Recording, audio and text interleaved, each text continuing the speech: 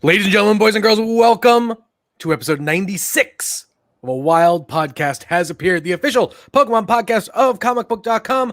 I am one of your hosts, Jim Biscardi, and as always, I am joined by Megan Peters and Christian Hoffer for another week of Pokemon goodness. Hello. Welcome back, everybody. I am here. I am here. Sure Hey. are.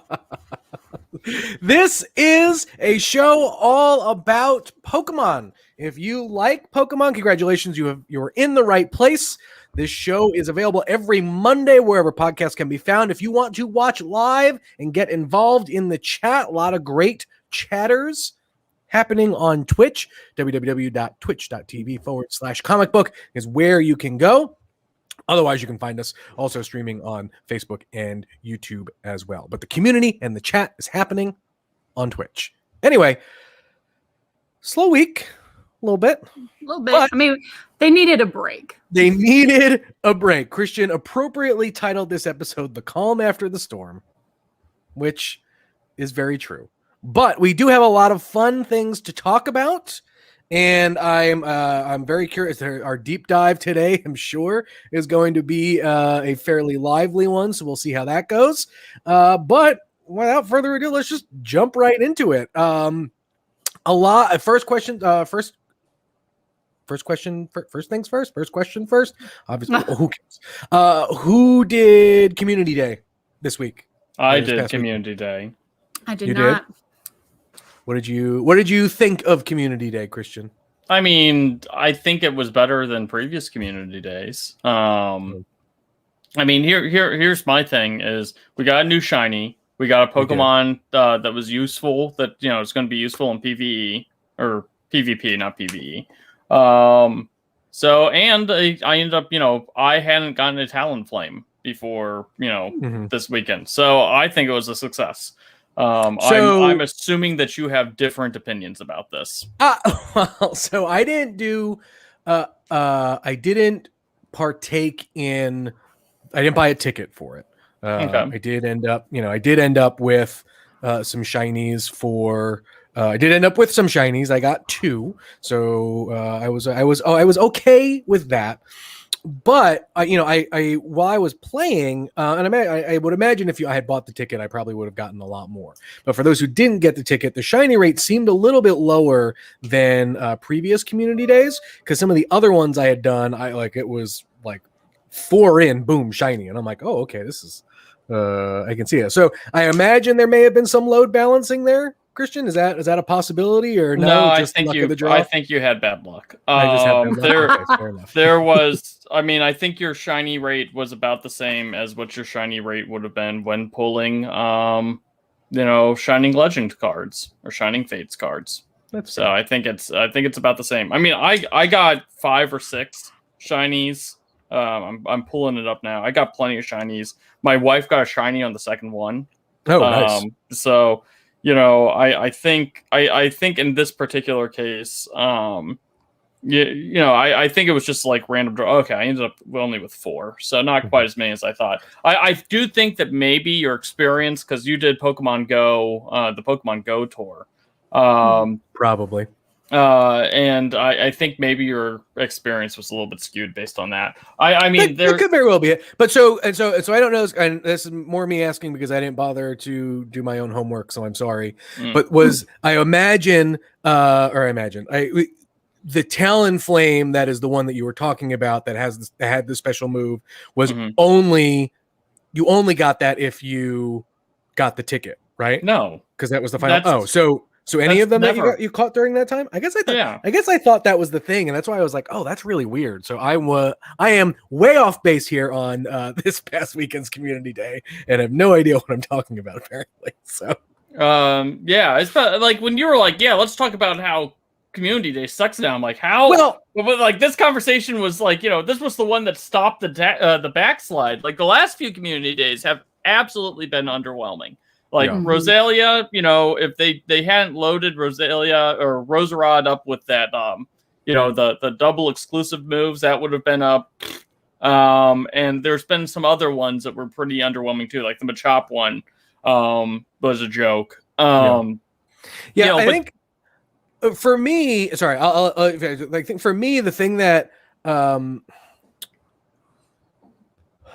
the tasks, and again, now that you mentioned that, like, I'm probably still coming off my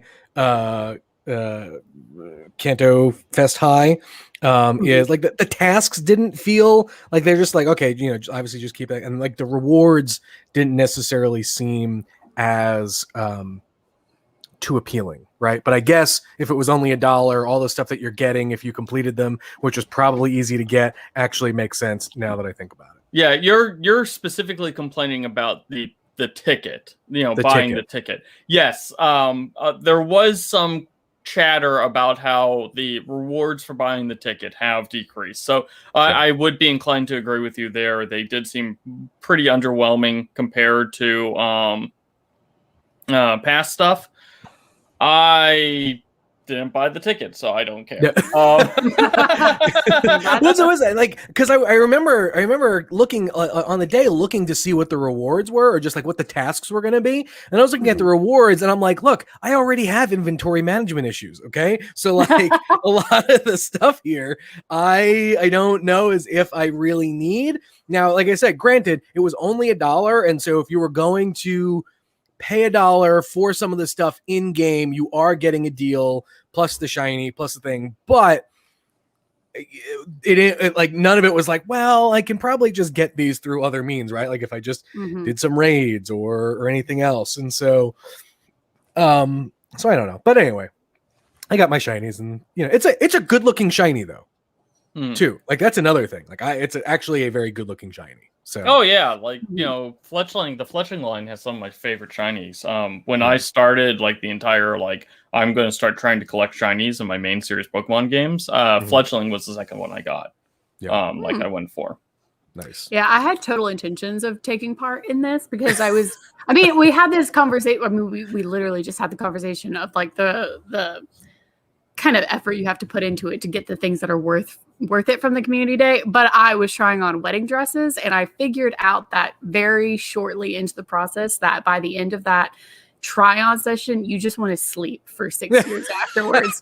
So all my best intentions were to go to that appointment and then go to the park, and then I just went home and slept. So I had nothing to contribute except for that anecdote. Yeah. So all right, well, then let's move on to the next topic. The Pokemon trading card game beats Magic. Yeah, so this game. Go ahead. Oh, I just said woof. That's a big thing. Yeah, so this comes from one of the trade websites that covers the tabletop hobby. Basically, TCG Player unveiled its February deal data for sealed product prices, which basically means new stuff, not the secondary market. And it was Pokemon that absolutely crushed all competitors and claimed all 5 of the sealed products. It was a big deal. Because Magic also just had like a new set come out too, right? Like that's like that is the what was like so shocking about it is Kaldheim, which is the new Magic set, doesn't make an appearance on the in terms of the TCG player platform, and this is one website's data, but it's the largest online retailer of cards. And Magic doesn't show up until number 9. And so it's not only is it just Shining Fates was like a big seller, but it includes XY Evolutions is selling for hundreds of dollars on there. And it's just is that back in print? Is that why it's there? No, it's just because people are trying to get their hands on. It's because that has a Charizard card. Okay. Well, yeah. I mean, yeah. Wow. That's kind of insane. I mean, it's great. I mean, look, I think so. Okay. So then how much of this are we basically crediting to the speculation of it all?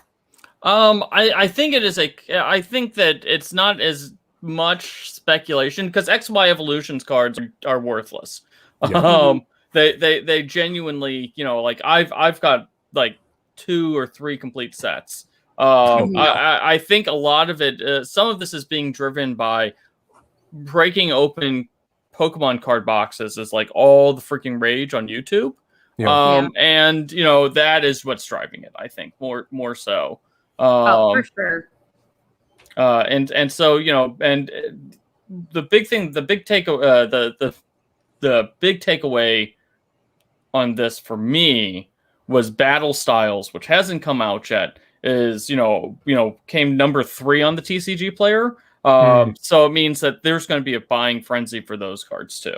It's going to be so freaking, you know, crazy. And you know, part of this is, you know, we talked about this a little bit last episode, a couple episodes. You know, the part of it is that because Magic is driven much more by an in-person experience, you know, those card sales, a lot of those is like Friday Night Magic. You know, you go to the, you know, board game store and you play Magic and you buy, you know, you do like, you know, the different, like, you know, drafts and stuff like that. Well, none of that's going on right now. So that is going, you know, just falling. And, you know, Magic the Gathering Arena, which is the online game, is soaring by comparison. I mean, I think that also probably has a bit, probably has more to do with the Magic decline than I think we may necessarily want to give it credit for. This is you know, like, that game is getting so incredibly popular, especially, I mean, like, just because, like, it's got the competitive nature baked right into it, and it's such a better playing experience than anything the TCG, the Pokemon TCG has now. Absolutely. I can see a lot of people flocking to that. Is there a mobile version of the Magic game yet, or no? There is a beta available for Android. It is expected to come out here in 2Q 2021, so sometime in the next 3 to 4 months. And everyone's expecting it to, like, blow up. So, like, right now it's available on Android on beta, but, like, once it hits iOS, like, it's going to be freaking game over. That's going to be such a huge thing. Like, I personally, like, I play, there's a card game that I play called Legends of Runeterra that I've recently gone back into. And I like it because you do not have to spend very much money, if any money, to, like, you know, enjoy it. Like, you obviously get more. But, you know, Magic the Gathering, like, I took a look at how, like, Magic the Gathering kind of works. And, like, it's basically like you're playing Magic for realsies, where you're buying the booster sets and stuff like that. And, like, yeah, there's an online component, and you know, it's a little bit different than us, like, going into Target and buying, like, a booster pack of cards. But like, I think that a lot of people, and we know, like, some of our coworkers on Comicbook.com are big Magic players on Arena, and, you know, I think that's just, you know, it's cannibalizing sales a little bit, but at the same time, I think for a lot of Magic fans, and Pokemon could be the same way. Like, I have no one to play Pokemon trading card. That's true. With, you know, like, unless I want to go in and, like, even when I go into the game store now, I'm almost always the oldest person. You know, back before COVID, like, you know, I was 32, 33. Before COVID hit, and, you know, most of the adults there were either college kids or just out of college kids. So, you know, it's not as, you know, that in-game store aspect just isn't as appealing to me, because, you know, and listen, Pokemon is, I don't want to get for kids. My butt beat by a 12-year-old. Yeah, well, I mean, I will say this. That's not how that works. You don't play the 12-year-olds, Jim. I know. There's leagues, but I will say, at my local game store, I mean, one, well, you should have more faith in yourself, Jim. I'm sure you can swindle a couple wins. But at my local game store, I think it's just really interesting. I mean, one, like, normally I'd be used to, at my local game store, in the back behind the register, they have, like, this kind of clear box that they just, like, put, like, all the, like, really expensive, like, you know, statues and figures that you get that are hundreds and hundreds of dollars. The last time I went, like, a couple weeks ago, it was all Pokemon cards, because so many people were trying to shoplift, like, booster decks and, like, just all this stuff. And I did get to see a Shining Fates booster set, and I was like, oh my God, it's there. You saw it in the wild. I know. I saw it. I was like, oh my god. That is basically like finding a shiny Pokemon in the wild. Yeah, and I did ask if I could buy it, but they just had it on display. They weren't actually selling it. I guess someone at the store who works there, that was maybe theirs. I have no idea. But I think it's also interesting that I've noticed traditionally at that game store before COVID, I was kind of one of the older people around.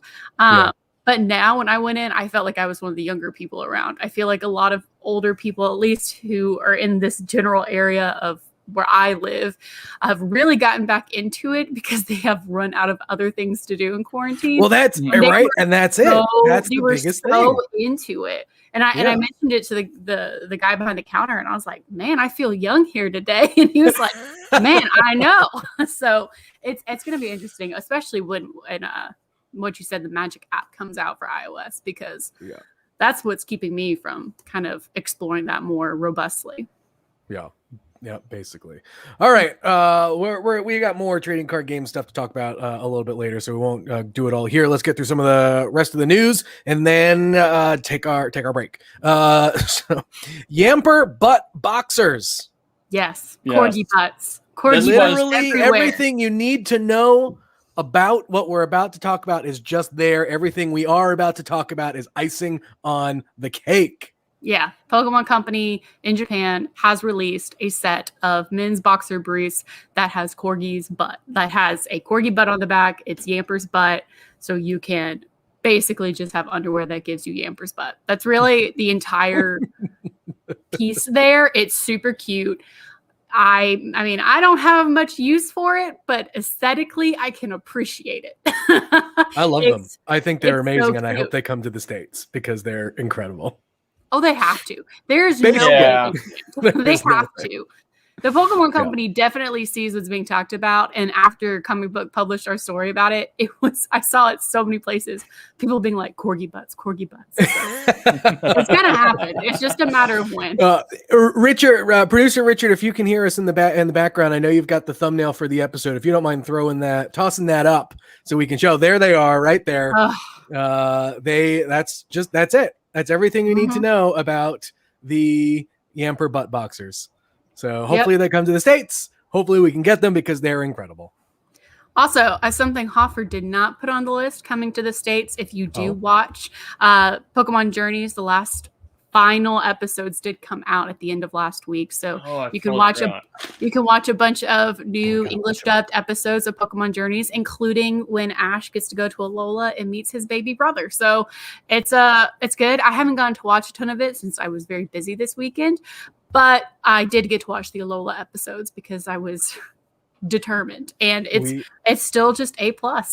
We're admittedly super far behind on Journeys. We just watched the Gengar episode this weekend, and and Nora felt so bad for that Gengar that like she is now a Gengar fan, and that I couldn't be happier because I love Gengar. So there you go. She was just oh, that poor Gengar.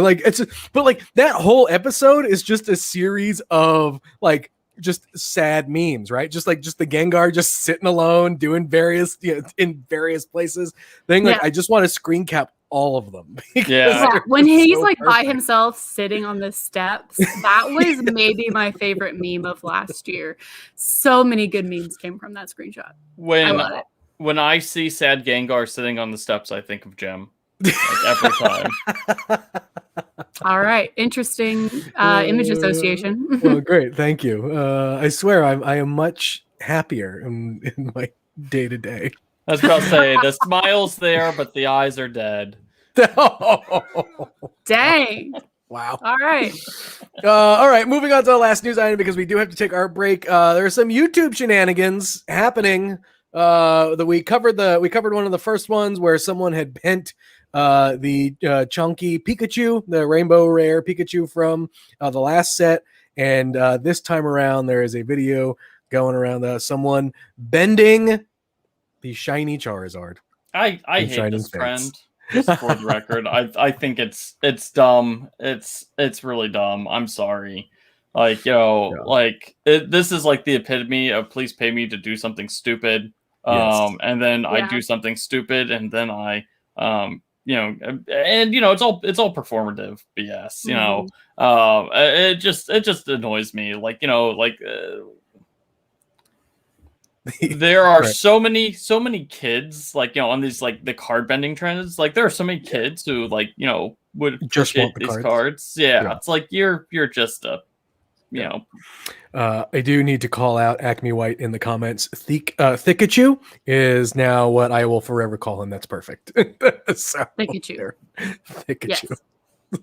Not All right. chunky Pikachu.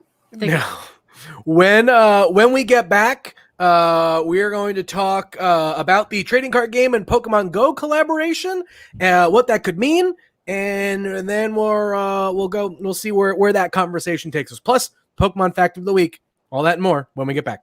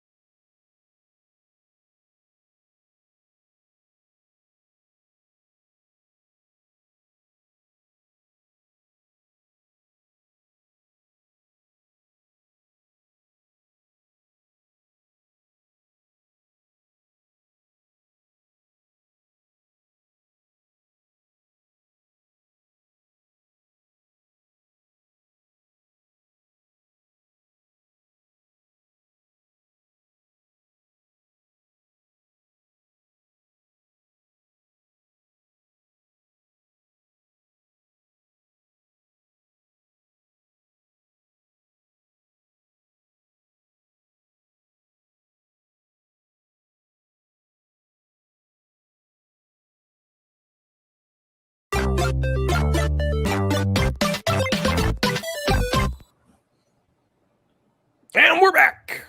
Welcome back, everybody, to A Wild Podcast has appeared, everyone's favorite Pokemon podcast, available at Comicbook.com every Monday, wherever podcasts can be found. Stitcher, Spotify, iHeartRadio, iTunes, you name it. We are there. You can also watch us live every Monday on Twitch, www.twitch.tv/comicbook at noon Eastern, 9 a.m. Pacific, 5 p.m. across the pond. I have more packs of Shining Fates, so I'm going to open one up while we talk about the Pokemon trading card game and Pokemon Go collaboration. This is something that we have kind of like been theorizing a bit for now, right? Like, when was this going to happen? And sure enough, over the weekend, we got news that it's happening. Christian, want to give us the details? Professor Willow is becoming a Pokemon Go Pokemon trading card. That's the big announcement. Professor Willow is going to become a Pokemon trading card in May. So with May release, not the Battle Styles, but in the following set. The kind of intriguing thing is that they said that this was the first part of the collaboration. Which implies that there will be more stuff. Now, whether that means more NPCs, like more Pokemon Go NPCs that make it into the Pokemon trading card game, that's the most likely thing. We got to get some Team Mystic cards. That's really all I care about. Yes. Well, that's kind of the theory. There is a that's the most likely thing because now here is the kind of like the interesting thing. Is, because there is this like multi-month delay, between Japan's Pokemon Go, Pokemon card releases and, everywhere else, the fact that they specifically said that it's going to be in the May release, then this is going to be, the United States May release. That kind of adds like an extra level of like, okay, what exactly is going on here? Because the entire announcement was really weird. Like Niantic was the one who announced it. Pokemon didn't have anything to do with it. It's all been coming through like the Niantic channels, so it's intriguing, but that's kind of the extent of the actual story. Yeah, I mean, it feels like I'm just gonna go through these while we're talking. Let's see what we get. Let's see if we get some shiny luck. Nope. Eldegoss. Nope. Tropius. Shoot. Nope. Hey, another ball guy. Yanma. Snome, Cufant, another Grookey, There might be Uziel. Let's go with all the floateals I got. Oh, Reverse Hollow Porygon. Rotom, and wow, a Yon Mega. Ah, Wow, so that Yon was Mega. Whoa. fun. Yon Mega. More like Yon Mega. Thank you, Megan. Uh, That was A+. Maybe we'll do one later, but that was really freaking You're depressing. welcome. That's Okay, it. well, That's all I anyway. got for you. Oh, that's amazing. Absolutely amazing. It's incredible. Like, So here's the thing about that announcement that, with kind of the feeling I get from it. It feels very much like a licensed partner coming in and saying, Yeah. look, we're getting in on the trading card game thing too, right? Where it's not necessarily a Pokemon trading card game thing. But look, if this is something that helps crack the door open for some more stuff, I think that, it could be a cool thing. mhm. And so, but I think the other thing that you could see, that I could see happening, right? Like, so let's say this is fairly successful-ish or whatever. What if they start putting, and I bring this up because it's something that is happening on the Fortnite front with DC, where what if the Pokemon Trading Card Company put a code in to packs to get cosmetics or whatever for Pokemon Go. DC and Epic are doing this for Fortnite, where DC is doing a DC Comics, publisher of Batman and Superman, not Spider-Man, are doing there's an event happening in the Fortnite game. I'm trying to, for anyone who doesn't follow Fortnite, I'm trying to make this as straightforward as possible. Basically, DC Comics is publishing a mini series, 6 issues, that with every issue, you get a code for digital goods in the game that are only available through these comics, or if you are a member of their digital comics subscription service, kind of their like Netflix style DC Comics or whatever, you get the codes. You get the codes for free. Now, here is a thing. So like that. A lot of people initially rolled their eyes at it because they're like, well, this thing is never going to sell. I think underestimating the fact that like people who play Fortnite, and look, Fortnite's a game that skews a bit younger for sure.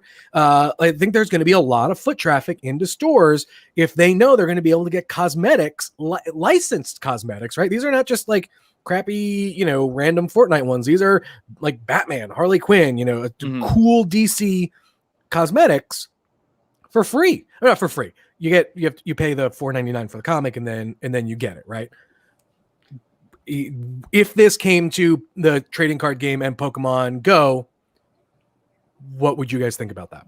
I mean, I think that would be something very interesting, because it's not, we've seen a little. One of these days you're going to get a shiny. Not going to be anytime soon, but maybe one of these days. I think it would be interesting, an interesting cross promotion. It's not outside the realm of possibility. They already have the ability to put codes in the booster packs. I think that mainly this would be more of a production issue, if that makes sense. Like, the actual like phasing it in and, sticking stuff in. It wouldn't be the worst thing the Pokemon Go's ever done. I'd much rather, pay $4 for 10 Pokemon cards and also a code. In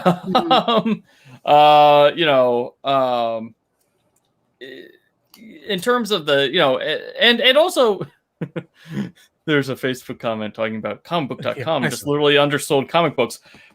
Let me tell you, it'd be a lot, the Pokemon trading card, crossover with Pokemon Go would do a lot better than a Fortnite crossover with comic books, because most people playing Fortnite have no idea how to get comic books.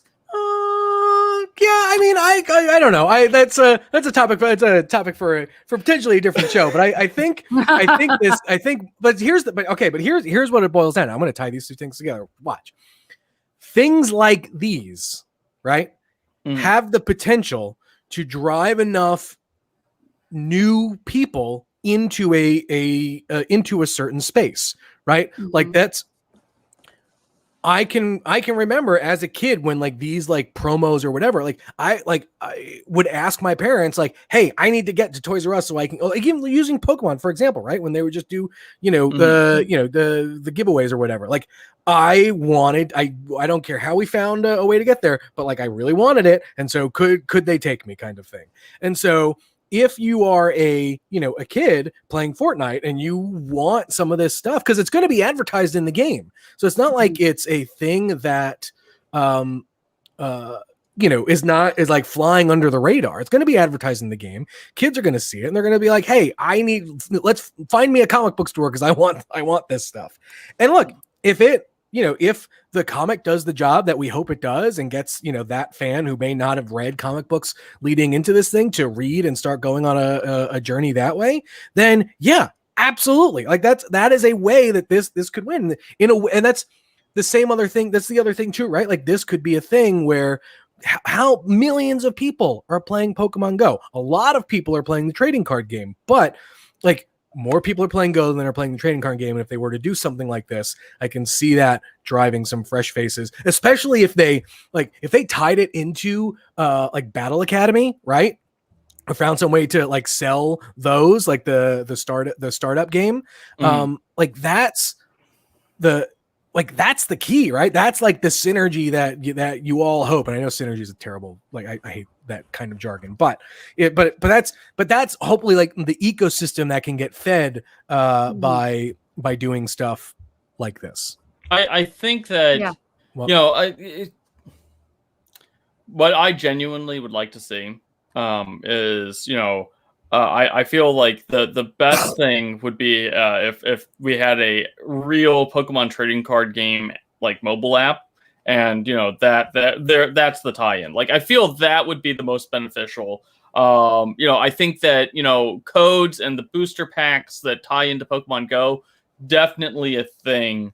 I think the potential, the cross appeal is a little bit more limited than you think. Like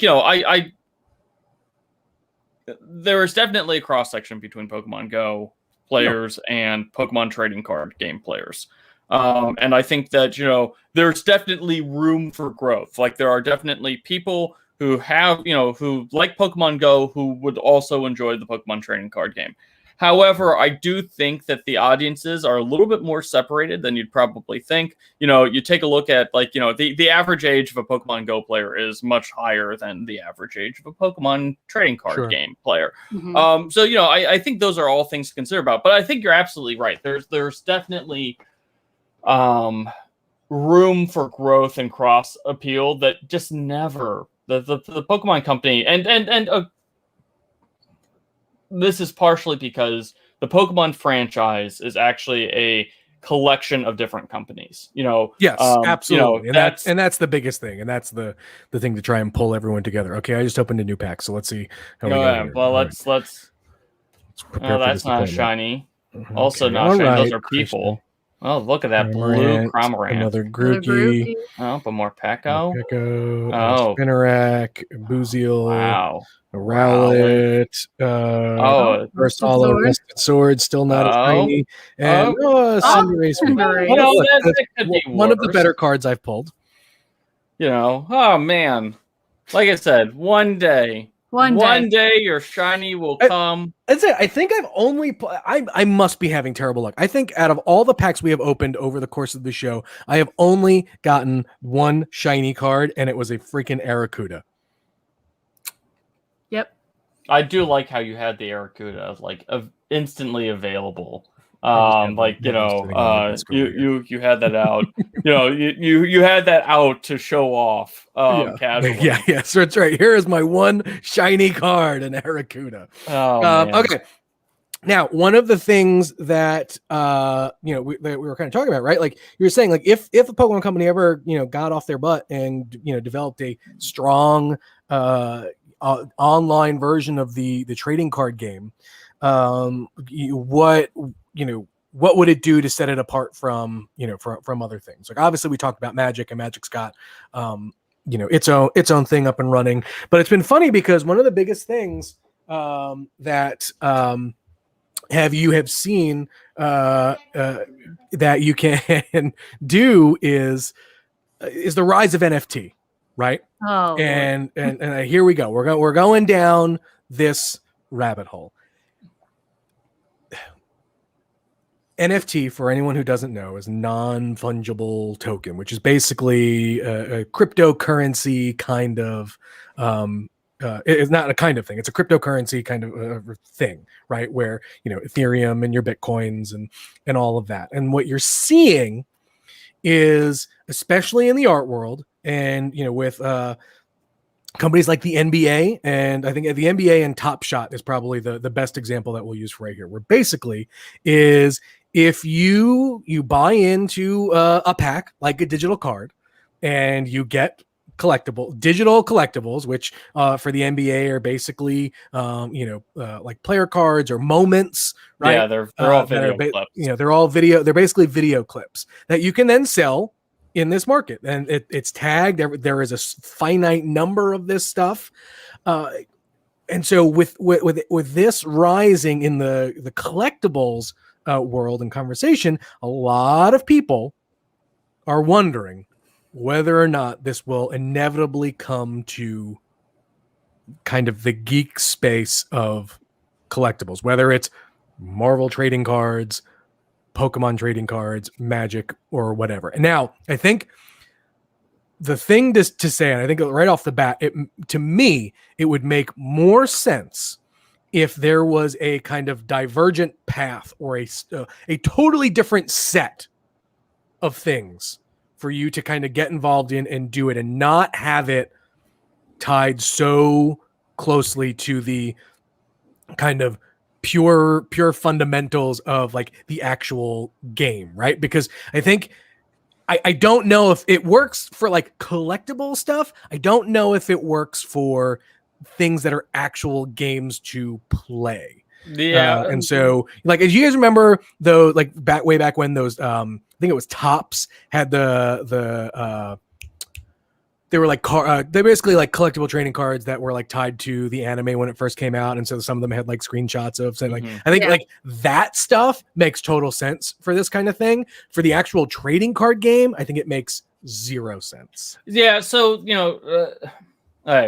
the first thing before we dive into the NFT discussion, I do need to point out, from an ethical standpoint, NFTs are awful. It is, they are a huge waste of, energy. Like that is, generating the system that this all works is the equivalent of, using a laptop for 2,500 years. So this is an incredibly wasteful, just an incredibly wasteful system. Cryptocurrency and crypto art now are the cost of the system that these things run on is just awful, just absolutely terrible. All of that aside, and like we can't talk about NFTs unless you bring up like the real like ecological costs, their environmental just hazards. And I think that is the big reason why we will never see things like Pokemon or Magic dive into those. The other thing is with Pokemon is a franchise for children. And I bring this up constantly, but the Pokemon franchise, I don't think will ever sell something, like there's a difference between like we've licensed out premium figures. Okay. I think there's a big difference between that and, we're going to go and put on a, digital Pokemon card that there's only 50. We're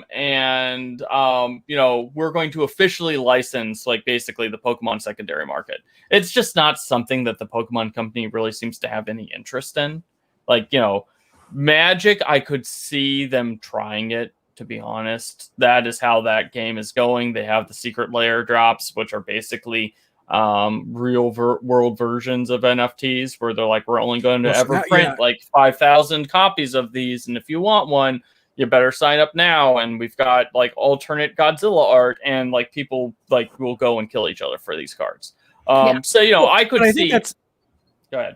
I was say like that's the thing too, right? But they're like I don't necessarily know if the Pokemon company would jump into it, but if they had a licensee partner who would want to jump into it, because like I say, I think those secret lair drops that Magic does is like is a perfect example, because those are sub collections curated, right? That have licensed partners that are basically the physical, a physical version of the NFTs. And the whole other thing too is like, I'm sure down the road there will be a physical digital connection between some of this stuff, but I think that's still further down the line. But let's say General Mills, right, does the Pokemon, they're doing promo cards, whatever, or McDonald's, right? Any of these licensed partners where if they wanted to get in, if they facilitated the process of it, and they're basically capsule collections, right? Or like, no one is using any of these promo cards for the game or in gameplay, or they're not in any decks.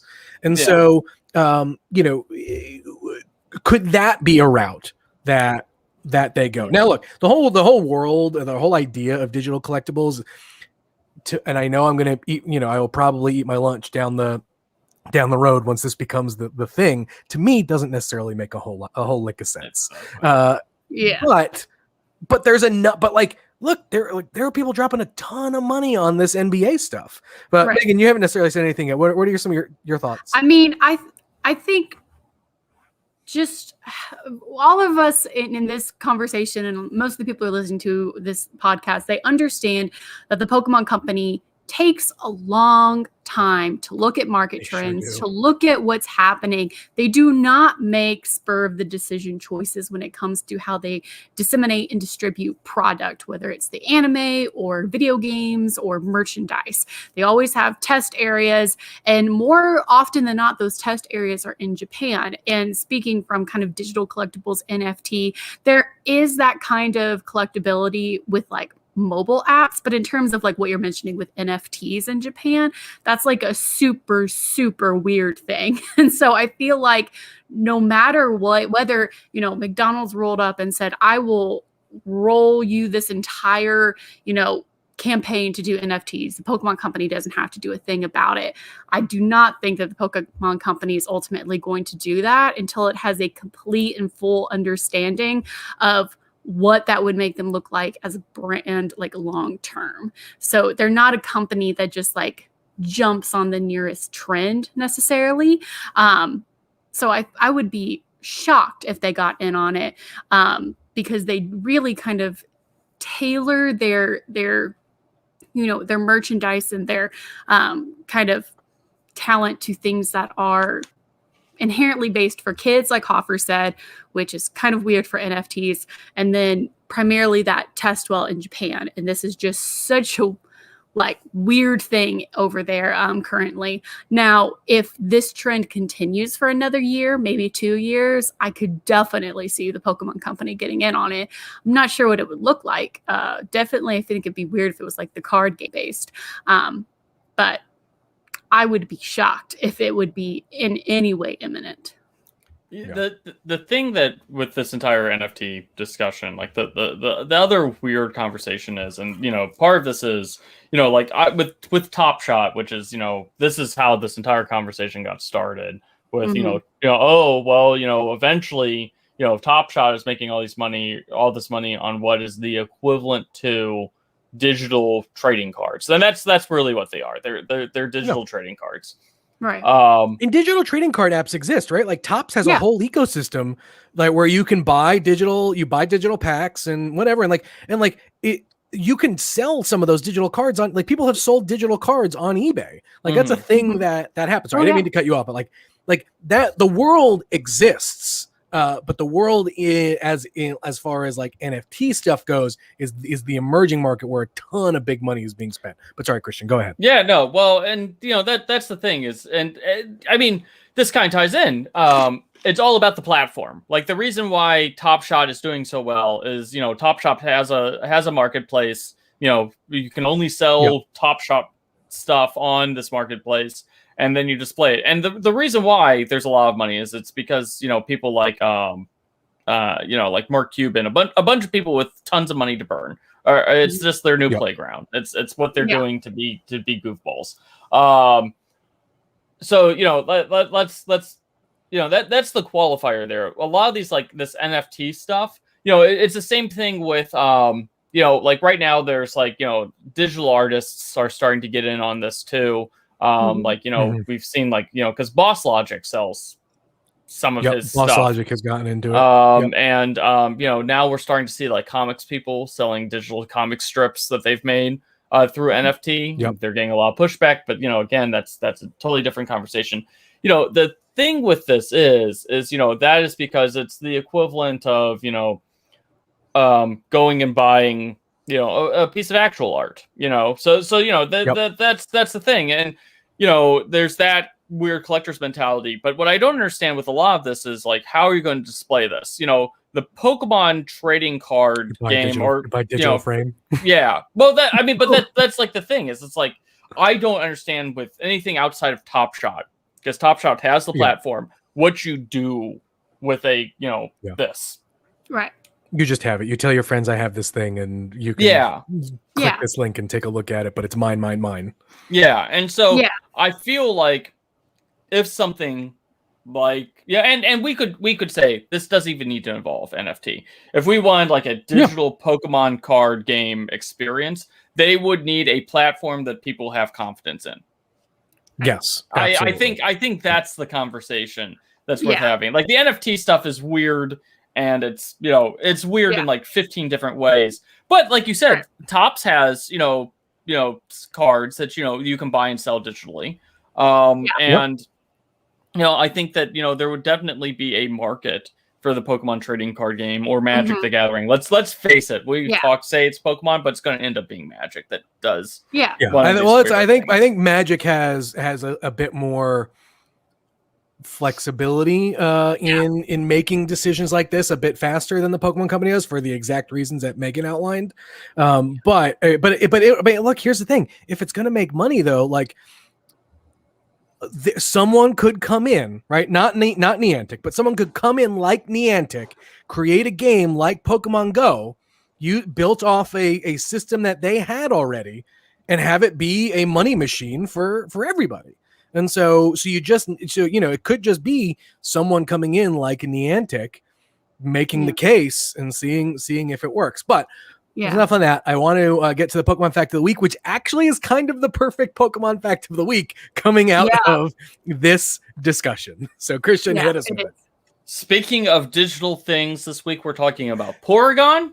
Porygon is one of those Pokemon. We've covered Porygon before in some of our past Pokemon Facts of the Week. But we're talking about Porygon. He's a digital Pokemon. The first man-made Pokemon, which gets into a weird discussion of what constitutes man-made, because it's like, Grimer was made out of industrial waste. Like, what is Grimer then? But, Porygon was a deliberate man-made creation. The reason why Porygon was created was to explore space, because, and this one cracks me up, knowing what we know about the Pokemon about Pokemon now. It's like, there has never been a Pokemon from space before, so we have created Porygon to explore it. And it's like, well, Rayquaza says hello. Rayquaza is sulking in a corner. The other thing that I always find fascinating on a more mechanical level is Porygon Z is the only 2-tier evolution Pokemon that can be fully evolved at level 1. Yeah. Oh. Porygon, I just feel so bad when I think of Porygon, because arguably the most famous instance of that Pokemon is its ban, its general anime ban, because of the seizure episodes that happened decades ago. But to this day, Porygon has still not been introduced in the anime. They had a phone case that looked like Porygon in an episode, I think at the end of Sun and Moon. But that's literally it. They have erased Porygon from the anime canon in every way. They blame everything on Porygon. Porygon is the official scapegoat. Like, honestly, at this point, I feel like Porygon would be better served becoming a Digimon. Like, at least they would embrace him. Like, at least Porygon would fit in with the Digimon, and they would like Porygon. At this point, Pokemon just, like, shoved it into a corner and was like, oh, well. So. Yeah, no, the anime shout out Calder. Shout out to Calder 027 in the chat. Clefairy would like to speak to the space manager as well, which is perfect. Yeah. That's hilarious. You know, my big joke about Porygon is that, you know, I feel bad because like Rotom seems to like fulfill the role that Porygon probably was meant to originally fill. Absolutely. Because we see Rotom stuff freaking everywhere, and it's like, you know, Well, all of this should have been Porygon. Porygon is the Microsoft Zune of the Pokemon world, of the Pokemon world. Oh wow! Why would you go? Rotom came in. This is why I'm clearly saying the Apple is the Apple device that everyone knows and loves and has. That might be the most offensive thing that has ever been said on this. Exactly. That's why Porygon needs to join Digimon, because Digimon is the alternate monster universe where the Zune succeeded. That is that universe. You know, that explains. Wow, I can't even. This is just this conversation took a turn you did not expect.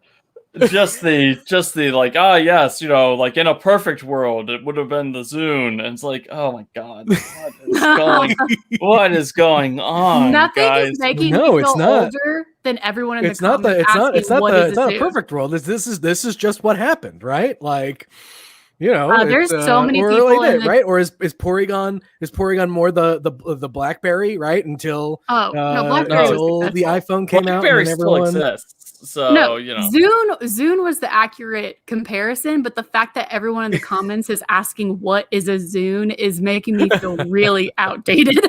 So you are literally watching Megan age in real time. Just wrinkles forming everywhere. Yes. Just withering away as she reads the chat. Yeah, no. And but even like from a design standpoint, Porygon's not a bad looking. No. His evolutions look awful, but like base Porygon is actually a pretty cool looking Pokemon. I think the Porygon evolutions look freaking hilarious. Speak for yourself. Like they crack me. They crack me up. Okay, but you're laughing at their expense, not because of it's the natural evolution of, you know, Porygon was made using, you know, like, you know, vectors and stuff, and so now we've smoothed out the vectors, and then the third one is we've gone abstract. You know, you know, it's literally just, it's like, yes, this is I too have attended basic computer I can't. I'm tired. I'm perennially tired. Computer modeling. I've attended computer modeling class. I know how this works. I've seen Porygon many times. You know, in those classes. Porygon. What really cracks me up about Porygon, the other funny thing is, like, Porygon also can learn Hyper Beam in all of the different, all of its evolutions, and but I think Giga Impact is the other thing, like these like ultimate moves, because Porygon's been fully evolved every time a new evolution gets introduced, so it can learn all these cool things. But yeah, no, poor Porygon. We here are Porygon fans. I actually have a Porygon. No, I don't have a Porygon. Never mind. No, I understand. Yeah, you don't? No, I don't. I thought I did, but that was not one of the ones I ended up buying. But, you know, I thought I had one, but nope, do not. Well, but that's it. Okay, but here's I don't know. Like, look, I got real excited when I found when the Porygon Community Day happened, and I got my shiny Porygon and all that. So, like, you know, whatever, it's fine. But I think you don't.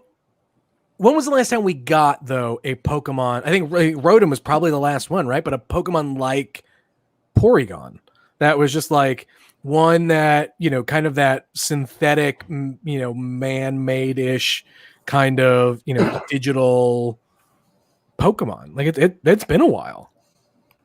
No, that's not deliberate. I mean, I think. Yeah, I mean, if they did too many of it, it becomes Digimon. Yeah, that's what happens. Well. I guess they're trying to really avoid that comparison. Also, Digimon have, anyways, that's a different podcast. But yeah, I think it would be Rotom. Yeah, well, Rotom would be. Yeah, I think. Magearna is an artificial Pokemon. That's a really good point. Or Magearna, excuse me. God, we have gotten yelled at about, you know, mispronouncing that Pokemon before, and I still say it wrong, and I have to correct myself every time. Yeah, Magearna is a artificial Pokemon. Type Null is a artificial Pokemon. Those are the only ones that I can think to mind. And the only one that was made for computers is Porygon. Yeah, Mewtwo. Yeah, Mewtwo. But yeah, no, there's a handful of like artificial Pokemon. I think the difference is that those were all like cloning, because cloning was the popular thing in 1996, 1997 when these games came out. Yeah. Because of good old Dolly the sheep.